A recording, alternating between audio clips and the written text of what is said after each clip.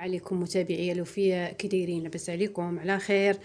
وكما وعدتكم ان شاء الله غادي نشارك معكم انواع ديال الخبز، يعني خبز علاجي قبل ما يكون مغذي. خبز طبيعة الحال بالخميرة البلدية بأنواع من الدقيق. فيديو سابق شاركت معكم يعني خبيزات بالذرة فقط.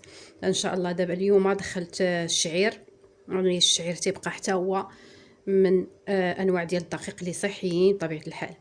الإضافات اللي كنضيف لهذا الخبيز هذا باش كيرجع ليا خبز علاجي في نفس الوقت، مغذي وعلاجي في نفس الوقت.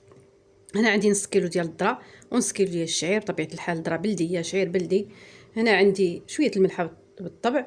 هنا البودرات دائما المعتمدين عندي زريعه الكتان، ججلان، سانوج، حبه حلاوه النافع، الخميره البلديه عندي بالذره والشعير وشويه القمح فيها، يعني ماشي مشكل. هنا عندي القرقاع، اضافه القرقاع يعني فيديو سابق اضفت الججلان، اليوم كنضيف قرقاع يعني مطحون. هنا واحد الكاس ديال القرقاع. هنا معلقه ديال توابل راس الحانوت. توابل راس الحانوت بطريقه ديال الدكتور محمد الفايد، يعني فيها اكثر من 60 مكون، يعني تيبقاو يعني توابل مغذيه غير علاجيه. قبل ما تكون مغذيه يعني تدخل في العلاجات الناس اللي عندهم امراض بطبيعه الحال، تقويه المناعه، يعني بزاف المكونات. ان شاء الله غادي ندير فيديو على هاد المكونات ديال توابل راس الحانوت كاملين اللي جمعت فيهم بطبيعه الحال. هنايا عندي دقيق الزوان.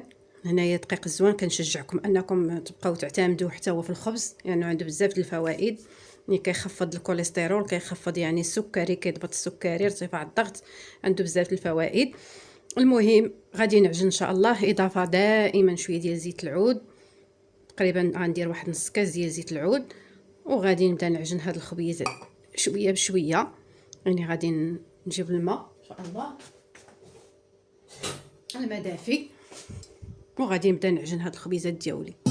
نضيفوا الماء شويه بشويه حتى تنجمعوا العجينه. دائما الدقيق ديال الشعير كيبغي يعني الخبز كتزيدوا الماء شويه بشويه، وانتم كتجمعوا شويه بشويه، ما كتعطيوش الماء في خطره واحده، يعني كتضيفوا شويه بشويه حتى تتجمع لكم عجينه. ديك الساعه كتبقاو يعني كترخفوها، كتزيدوا الماء وتزيد ترخف يعني العجينه. غادي ان شاء الله بلا ما نطولوا الفيديو نمشي نعجن هذا الخبيز هذا. المهم هكايا طريقه العجينه، تضيفوا الماء شويه بشويه، ما ديروش دفعه واحده.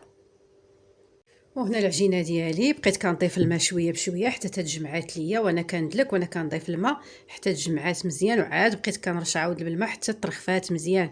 ها نتوما القوام ديالها كيفاش داير، يعني راه هي مرخوفه ان الشعير راه كيشرب الماء هكاك. المهم كنديرها في هذا البول هذا، وكندهنها بزويته بلديه بالطبع. غادي نغطيها وغنديرها في الثلاجه تبقى خامره، يعني هاد النهار والعشيه ويعني الليله كامله، غد لي في الصباح ان شاء الله عاد غادي نشكلها خبيزات. يعني كندير لها الطريقه ديال التخمير البطيء، كتشبع خميره مزيان مزيان، وفي نفس الوقت ما كتجيش محمضه ديك الحموضه اللاذعه اللي ما كيقدرش عليها. بهالطريقه كتجي يعني كيجيو خبيزات شابعين خميره في نفس الوقت يعني ورطبين، وكيجيو ما محمضينش ديك الحموضه الخايبه اللي كتكون لاذعه. مهم هكا نخليها تخمر على خاطرها في الثلاجه ليله كامله. والعجينه ديالي ها هي بعد ما اختمرات يعني نص نهار وليله كامله، عاودت عرقتها شويه، يعني القوام تيكون خفيف، ما زدتها لا ما لا والو. كتجبدوها قبل بواحد الساعه، عاد كتبداو تشكلوها. هنا عندي سميده ديال الذره وديال الشعير، خليط بيناتهم وشويه ديال الحبوب ديال الشيا. غادي نكرسها ان شاء الله. دائما كتستعنوا بالماء احسن، يعني كتستعنوا بالماء. بسم الله على بركه الله. هكا كويرات خفافين يكونوا، ملي كتستعنوا بالماء ما كتغلبكمش الكراس ديالها.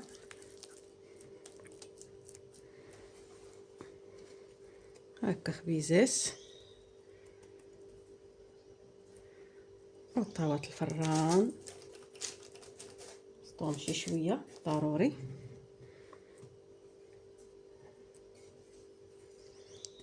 هكا تتكملوا يعني الكميه اللي عندكم خبيزات، ما ديروهم تخليهمش غلاض، شويه بسطوهم يطيبوا مزيان صافي تتكملوا الكميه اللي عندكم. والخبيزات ديالي بعد ما خليتهم قرصتهم كلهم، هادو درتهم على شكل باغيت، هاد جوج كي كتشوفوا خليتهم تقريبا ارتاحوا غير واحد تقريبا شي نص ساعه هكاك. صافي شعلت الفران ديال الضو الفوق والتحت كالعاده وطيبتهم، وهذه هي النتيجه ما شاء الله. هو الخبز الشعير مع الذره راه ما كيتستهلكش يعني، سخون كتخرجوه من الفران. انا حليت وحده هنا، كيتخرجوا من الفران وتسالكوا لا يعني غيجيكم معجن. هانتوما كتشوفوا دابا هذا راه براد تماما. هادو مخبيزاتي يعني خبز علاجي بامتياز، الذره والشعير فقط والخميره البلديه وكريكيعات. اللي بغيتو تضيفوا شويه ديال الزيتون ضيفوه، المهم شي الزعتر. المهم كل مره نوعوا ديروا حاجه، وبالصحه والعافيه والنفع للجميع.